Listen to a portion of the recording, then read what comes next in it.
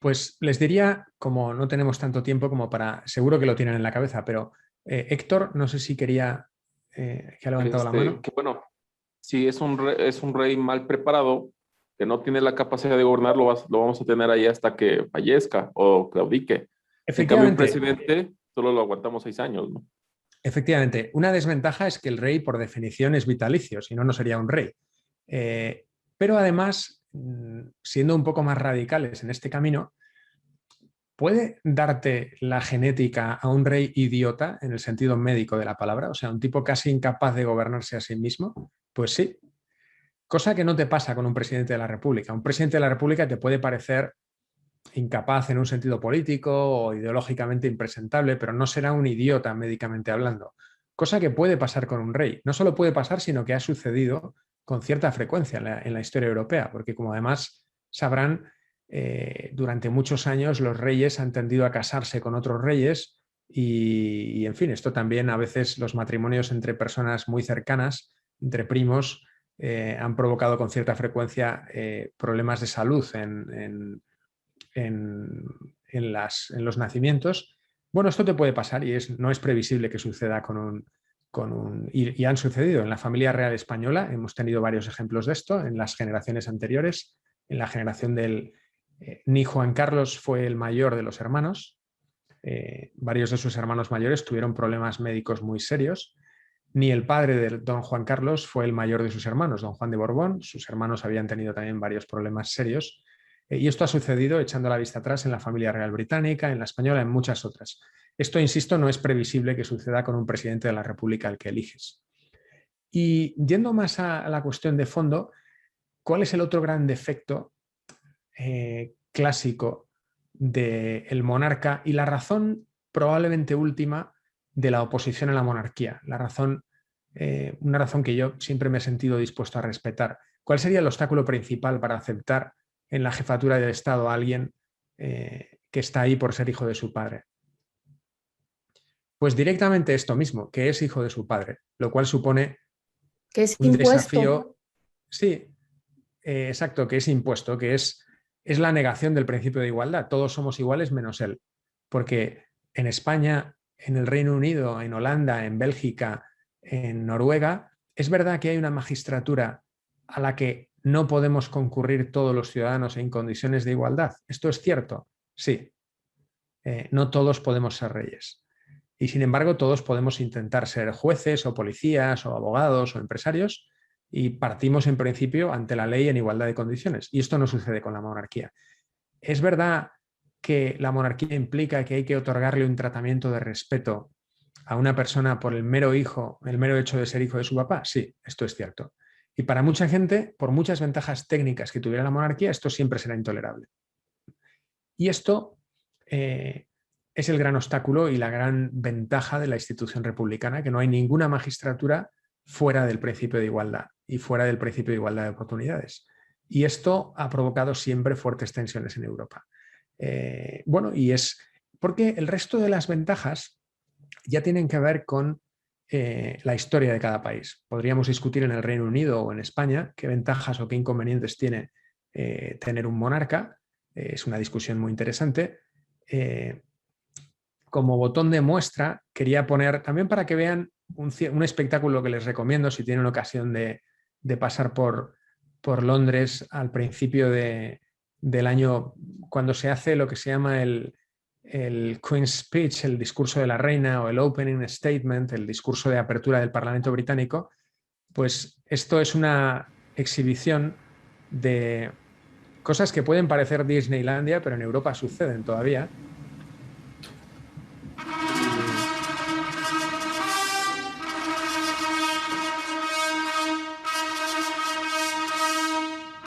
Esto sucede cada año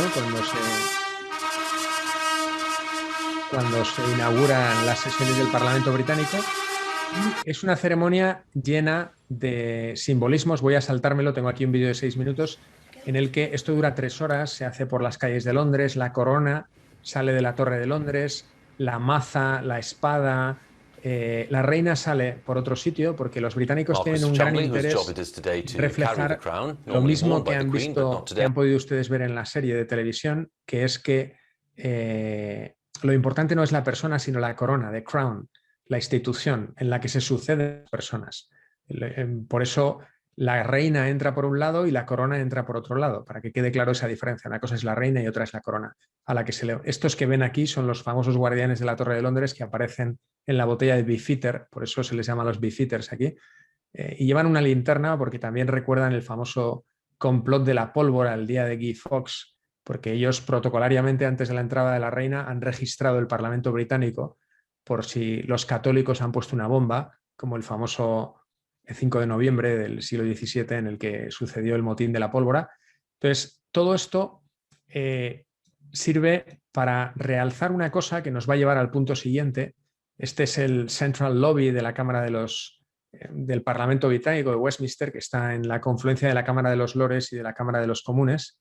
Y voy a adelantar acontecimientos. Esta es la Cámara de los Lores, la única cámara de tipo aristocrático que queda todavía en Europa, en la que hasta hace relativamente poco todos los miembros entraban por herencia también, por derecho de herencia, y no por elección. Ahora son todos electivos. Los primeros que pueden ver con sus pelucas son los lores de la ley, los law lords, que hasta hace poco eran el equivalente al Tribunal Constitucional del Reino Unido. Ahora ya hay un Tribunal Supremo en el Reino Unido. Y ahora verán un gesto que era lo que quería subrayar para dar paso al parlamentarismo del que vamos a hablar. Y es que una vez la reina ha dicho a los lores que pueden tomar asiento, ahora va a hacer un gesto relativamente difícil de percibir.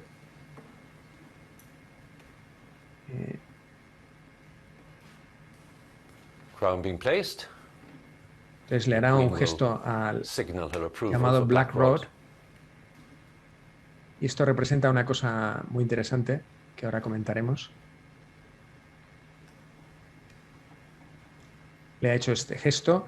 Entonces, el Black Rod ahora va a recorrer el pasillo que separa la Cámara de los Comunes de los Lores. Esta es la primera mujer que ha sido elegida Black Rod en el Parlamento británico. Entonces ella va a hacer una cosa muy interesante, que es ir a la Cámara de los Comunes, que son quienes gobiernan en el Reino Unido, los que eligen al Reino Unido, Boris Johnson.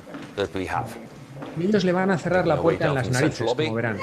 Le van a dar un portazo. Esto sucede siempre para que quede clara la supremacía del Parlamento sobre el rey. Va a llegar a la Cámara de los Comunes, va a golpear en la puerta con el mazo para decir que la reina convoca a los comunes a su presencia en la Cámara de los Lores. Después de golpear, ven que está junto a la estatua de Winston Churchill, le dan con la puerta un portazo para que quede claro. Tiene que llamar. Y a continuación, es tradición también que le hagan chistes, que el miembro más veterano de la Cámara de los Comunes haga una broma metiéndose con el gobierno. Y a continuación la gente ya, pues como verán, va a decir ella las palabras ceremoniales. Aquí además están con asientos verdes, no asientos rojos que reflejan la púrpura como en la otra cámara. Mr. Speaker, the Queen commands this honourable House to attend Her Majesty immediately in the House of Peers.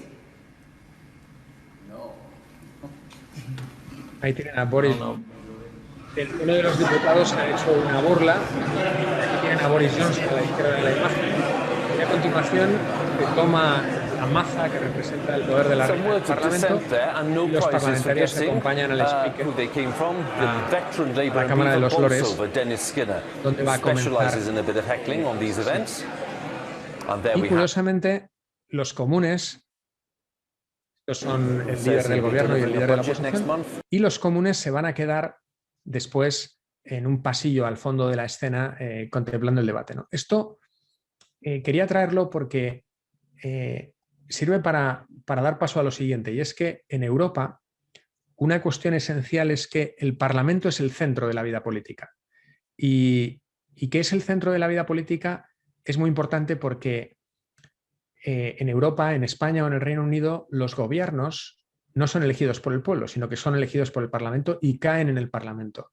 Y el centro de la vida política es el Parlamento. Los presidentes no tienen esa representación del país y esa autoridad que tiene alguien como el presidente López Obrador o como el presidente Biden en Estados Unidos.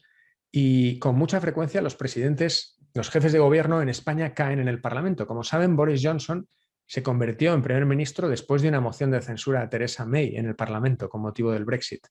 Y Pedro Sánchez, el actual presidente del gobierno español, se convirtió en presidente del gobierno después de una moción de censura a Mariano Rajoy en el Parlamento de Madrid.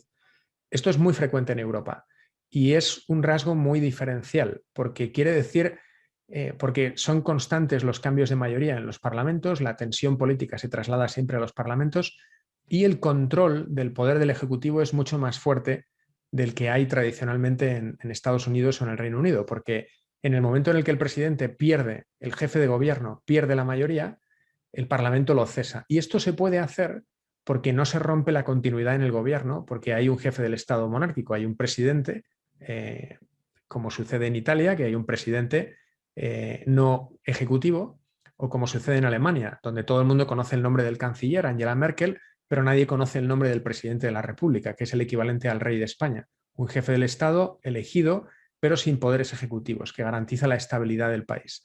En cambio, los que mandan, los primeros ministros, son elegidos en las cámaras bajas, en la House of Commons, que acabamos de ver aquí, y están sometidos a la tensión política constante. Y de hecho, la política que en Estados Unidos o en México con frecuencia gira en torno a la residencia, en torno a la presidencia de la República, en torno a la Casa Blanca o en torno a la presidencia del presidente López Obrador ahora. En cambio, en España o en Inglaterra, en España o en el Reino Unido, propiamente hablando, la política está centrada en el Parlamento. Y esto cambia también mucho cuando sigan la actualidad política europea. En la mayor parte de los países, que son todos, con la excepción de Francia, y Francia solo a medias, que tienen un sistema parlamentario y no presidencialista, el centro de la vida política es sin duda el Parlamento. Y esto marca una fortísima diferencia, porque el Brexit se decide en el Parlamento, si un país participa o no en una guerra se decide en el Parlamento, si cae un presidente, cae un gobierno, se pasa de la izquierda a la derecha, se decide en un Parlamento. En España el año pasado tuvimos 3 elecciones generales y no tuvimos gobierno, porque en España el gobierno lo elige el Parlamento, de manera que si los ciudadanos eligen solo 350 diputados, no eligen a un presidente ni eligen al gobierno. Si los parlamentarios no se ponen de acuerdo, no habrá gobierno. Esto es muy importante porque sucede en el Reino Unido, sucede en España, sucede en Italia, sucede en Francia no, sucede en Alemania, sucede en Holanda, que lleva un año casi sin gobierno, igual que Bélgica. Esta inestabilidad requiere una fortaleza, una confianza, digamos, de los ciudadanos.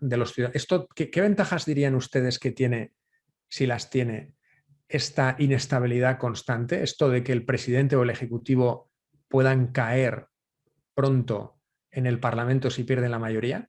¿Les parece que tiene alguna ventaja? Porque es algo fascinante y a la vez querido por la mayor parte de los países europeos, que diría que en general se puede decir que son modelos más bien de éxito político, o sea, de libertad y de riqueza. Y sin embargo tienen unos sistemas políticos enormemente débiles o sometidos a mucha tensión. Parece que el gobierno está siempre a punto de caer. ¿Eso tiene alguna ventaja? Sí la tiene, tal vez no la tenga. Es interesante, diría yo, como no me queda mucho para el descanso, diría que es interesante porque tiene la ventaja, primero, de que el control del poder en Europa es mucho más fuerte en los sistemas parlamentarios. El control del poder del Ejecutivo tiende a ser mucho más fuerte. Y segundo, porque obliga con mucha frecuencia a gobernar en coalición. O sea, obliga a tratar de alcanzar consensos políticos, porque no se puede gobernar tan frontalmente contra la oposición como se puede hacer en un país donde el Ejecutivo tiene una legitimidad. Claro, ¿por qué Estados Unidos se puede permitir tener una presidencia tan fuerte y a la vez proteger la libertad? Porque tiene una tradición de control del poder brutal y el papel del Tribunal Supremo de los Estados Unidos es espectacular. Solo 9 magistrados, que son como la reina de Inglaterra, ven pasar a los presidentes porque su cargo es vitalicio y son absolutamente independientes. Esto permite a los Estados Unidos tener un sistema presidencial y aún así que el presidente no se salga de madre vulnerando la libertad o convirtiéndose en un dictador. Pero ¿dirían que es un modelo de éxito indiscutido el resto de sistemas presidencialistas que han imitado a los norteamericanos sin una tradición de control de poder tan fuerte y tan eficaz como tienen los norteamericanos? ¿Son modelos de éxito? ¿O más bien con cierta facilidad a veces se deslizan al populismo o incluso a un cierto autoritarismo?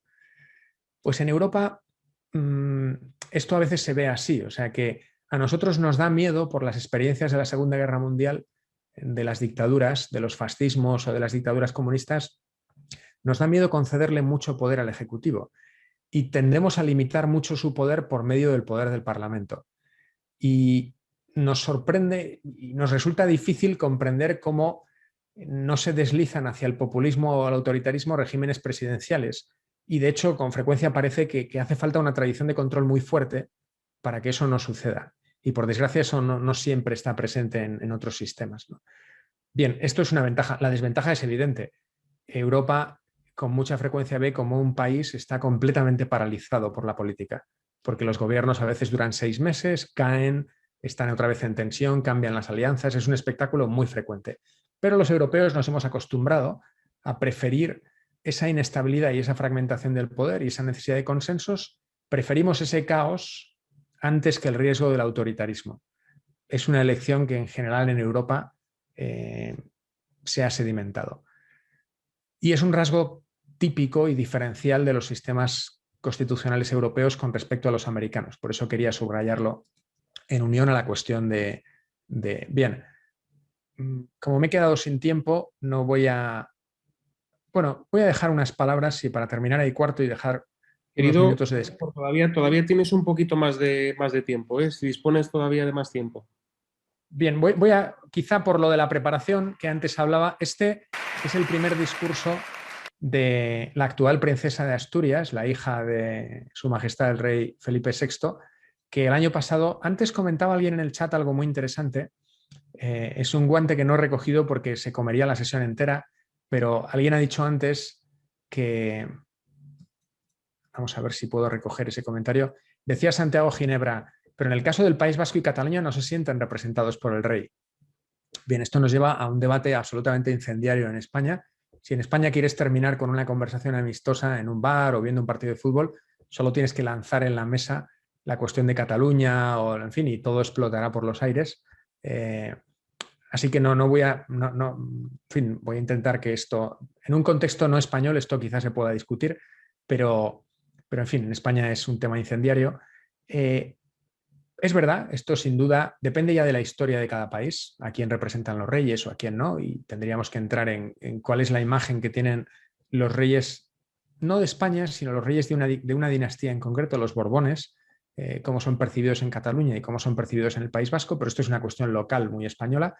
Lo que sí puede ser interesante con respecto a lo que antes comentaba Heréndira, me parece, de la preparación, es este discurso es el primero que pronunció la actual princesa de Asturias con motivo de la entrega de los premios Príncipe de Girona. Lo pronunció en un auditorio de la ciudad catalana más independentista de todas, que es Girona, y uno de los títulos que lleva esta chica, que tiene 14 años, es el de princesa de Girona, y bien, tuvo que pronunciar este discurso y resultó muy sorprendente. Majestades, autoritats, señoras y señores, estimats amics, me gustaría primero darles las gracias por escucharme en un día tan importante para mí. Es la primera vez que hablo en un acto de la Fundación Princesa de Girona y es emocionante hacerlo cuando la Fundación cumple 10 años. Tenemos casi la misma edad, hemos ido creciendo casi a la vez. Que lleve el nombre de Princesa de Girona es un honor para mí por todo lo que simboliza y porque se ocupa del presente y del futuro de la juventud. Y eso es, no hay duda, muy bueno para todos. Quiero felicitar a los premiados de este año y a todos los de años anteriores. Formáis una gran familia de talento, de esfuerzo y de esperanza que seguirá creciendo gracias a la generosidad y el apoyo de tantos y gracias a vuestro compromiso. Lo voy a dejar por algo que se verá a continuación. Sois un ejemplo para los jóvenes de toda España y os admiro mucho porque representáis los mejores valores que la Fundación impulsa desde Cataluña. I would like to especially thank those who have come from far. Your presence here today is greatly appreciated. Wa ila Maria Jamal, tahiyatuna al-harra, wa ma khales tahaniya.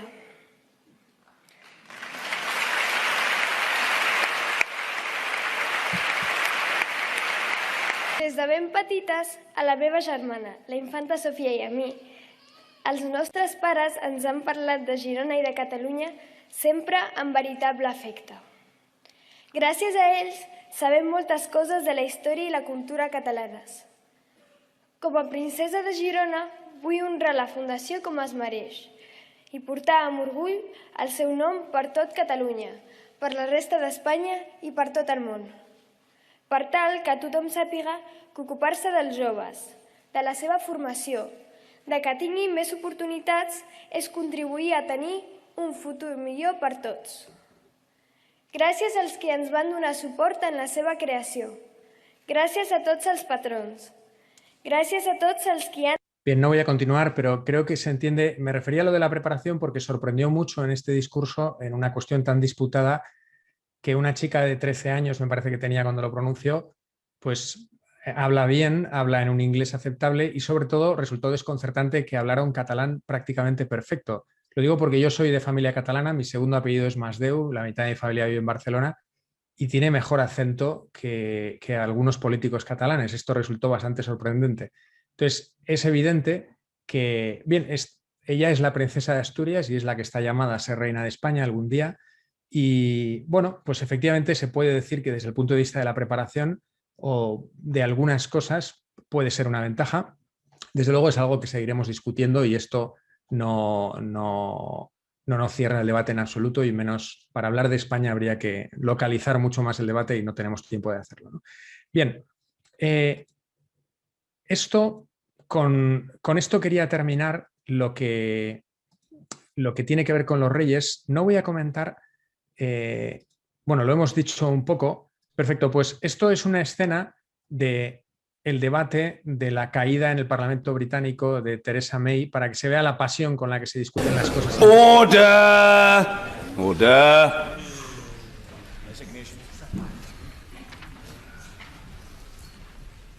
The eyes to the right, 202. The nose to the left, 432.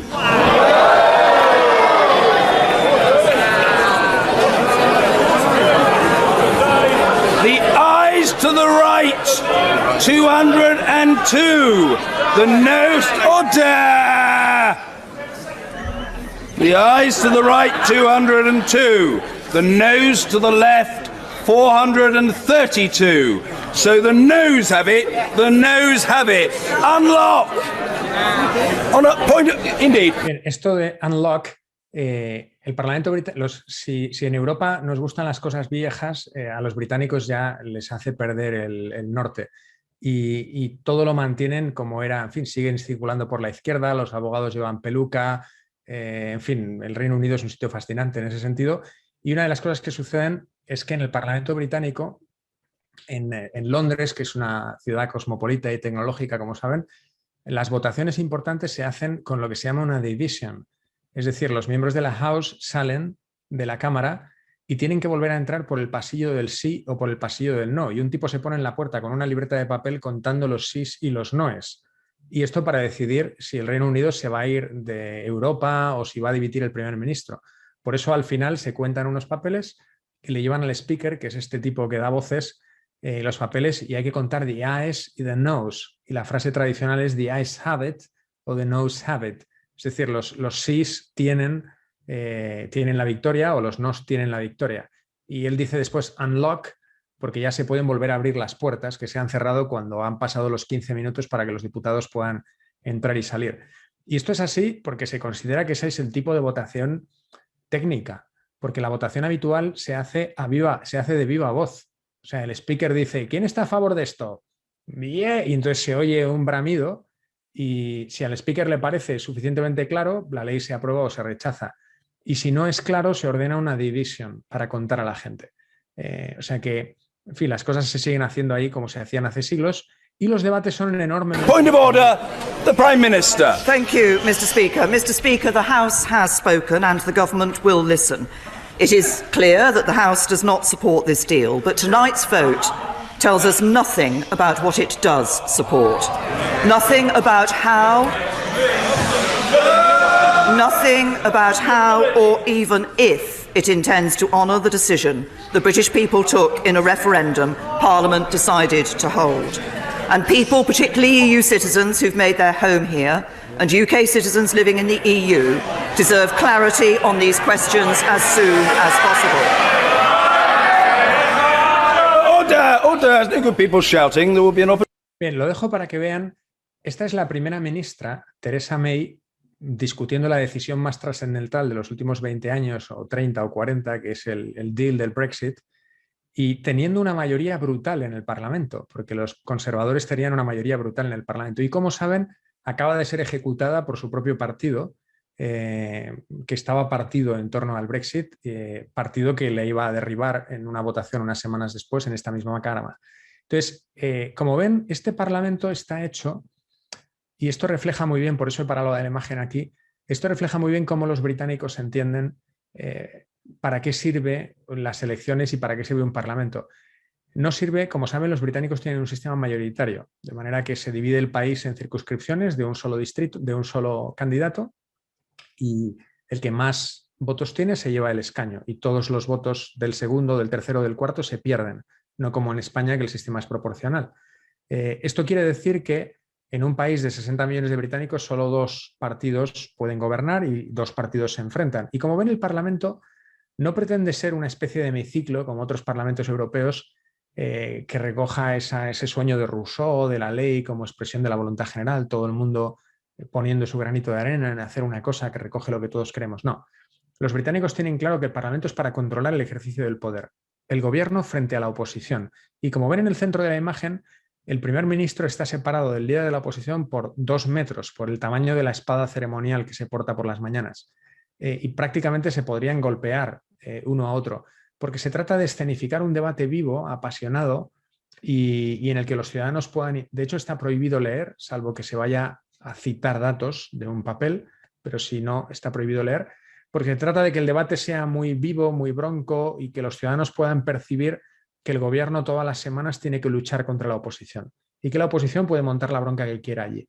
Y no importa que tenga una mayoría brutal, porque la oposición, aunque no pueda aprobar leyes, porque está en minoría, no puede ser callada, no se puede evitar que monte esta bronca. Y como ven, además, las reglas del debate son enormemente flexibles, permiten una bronca que vista desde fuera parece excesiva. Pero es que los británicos consideran, y esto es muy frecuente en los parlamentos europeos, que el centro del control del poder se tiene que producir en el Parlamento. Y eso tiene que, bueno, al Parlamento hay que darle un margen para que pueda controlar el ejercicio del poder, y el debate tiene que ser vivo, divertido y fácil de seguir por los ciudadanos. Y todos estos tipos que ven aquí de pie, podría sorprenderles, bueno, y esos no tienen asiento. No, porque los británicos aman tanto sus tradiciones que aunque tienen un Parlamento con sitio para unos 400 diputados y hay unos 600 diputados, pues no han rehecho el Parlamento, que es lo que habríamos hecho los demás, para crear 200 asientos nuevos, sino que el que llega tarde se queda de pie y punto. Entonces, algunos de los legisladores más poderosos del mundo están aquí de pie 2 horas viendo el debate porque no han reservado sitio. Solo el gobierno y la oposición, el shadow cabinet, o sea, el reflejo que tiene cada secretario, tiene derecho a un asiento en la bancada, ¿no? Esto es asombroso, pero es una imagen que se les puede quedar como símbolo del parlamentarismo europeo y de cómo los grandes debates en Europa, como los ciudadanos no eligen presidentes, sino que eligen parlamentos, los grandes debates se producen en las cámaras. Lo mismo sucede en España, donde estamos continuamente viendo si el presidente ha perdido o no la mayoría, si le apoyan los catalanes, si le apoyan los vascos, si le apoyan, porque en cualquier momento el presidente actual, que está en minoría, podría perder su posición. Bien, esto es muy importante. Este es un vídeo de la caída de Mariano Rajoy en el Parlamento, el anterior presidente español. Aceptaré como demócrata el resultado de la votación, pero como bien saben, no puedo compartir lo que se ha hecho. Voy a dejar el momento en el que Rafael Antonio Hernando Fraile. Nuestro procedimiento parlamentario, el español, es enormemente más... Este es el actual vicepresidente, hasta hace unas semanas el vicepresidente del gobierno. Nuestro procedimiento parlamentario es mucho más escrito y aburrido, por imitación del francés, no es tan bronco, pero también se deciden las cosas aquí. Y últimamente las sesiones son bastante broncas. Votos a favor de la moción de censura, 180. Votos en contra, 169. Abstenciones, 1.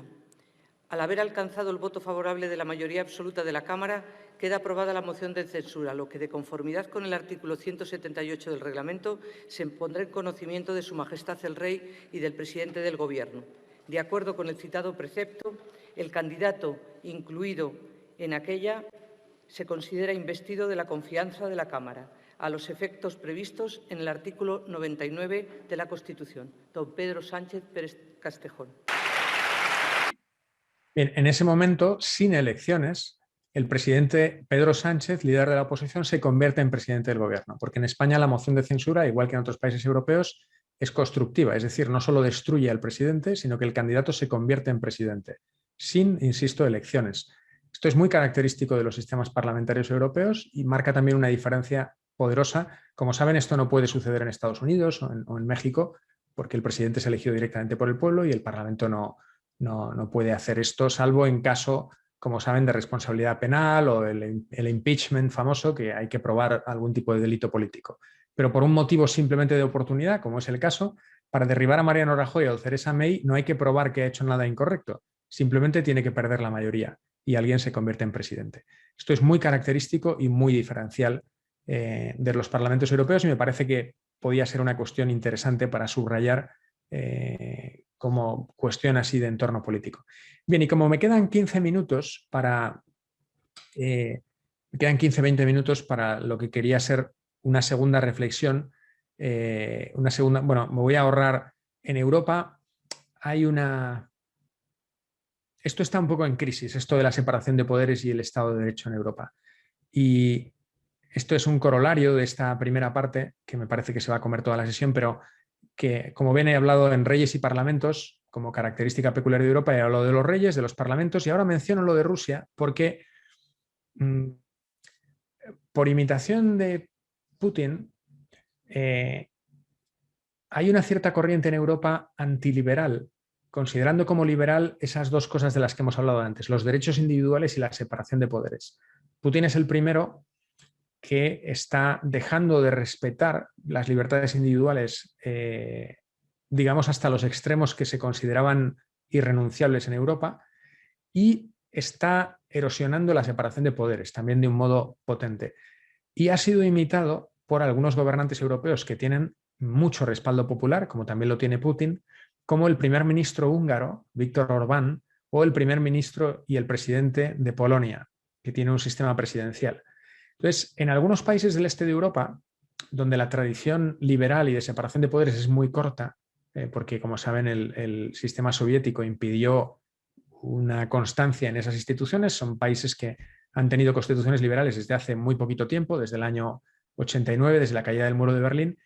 En algunos de esos países está empezando a abrirse paso la percepción de que si el gobernante que ha sido investido de la legitimidad popular no puede gobernar, no puede hacer bien las cosas porque se lo impiden los derechos individuales y se lo impide la separación de poderes, se lo impide el sistema parlamentario tradicional europeo, eso es un inconveniente que habría que ir eliminando. Y esto, el principal campeón de esto en Europa es Vladimir Putin, pero tiene seguidores bastante fuertes, como esencialmente en Hungría y Polonia, que son dos países importantes. Polonia es el país más poblado de la antigua Europa del Este. Hungría es un país muy, muy importante también, muy relevante. Y esto está erosionando de alguna manera la confianza de muchos europeos en la superioridad de su sistema parlamentario y liberal de derechos individuales. Porque no hay que olvidar que Vladimir Putin, y esto puede sonar curioso decirlo, pero Vladimir Putin tiene más legitimidad popular que Mariano Rajoy o Pedro Sánchez, los últimos dos presidentes del gobierno españoles. ¿Qué quiero decir con esto? Que a Vladimir Putin le ha votado en las elecciones presidenciales pues más del 60% de los rusos, y en cambio o el 70%, y en cambio a Pedro Sánchez o a Mariano Rajoy nunca les han votado. Primero no les han elegido los españoles, les han elegido los diputados, pero los diputados que les han elegido nunca han representado más del 30-35% de los españoles, que esto es lo habitual en un sistema parlamentario. Así que, bueno, esto es una especie de viento frío que está erosionando en el este de Europa para muchos ciudadanos europeos la confianza en el liberalismo y en la tradición parlamentaria liberal de la que hemos hablado en este periodo, ¿no?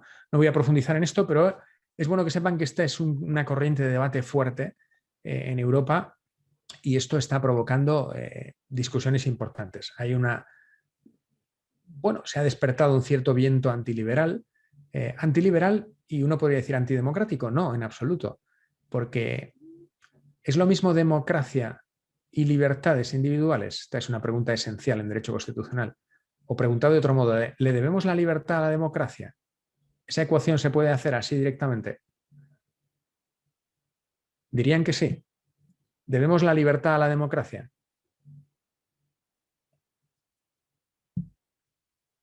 Esta es una pregunta importante para entender a los chinos, a los rusos o a los húngaros o a los polacos de ahora. ¿Las libertades individuales se las debemos a la democracia?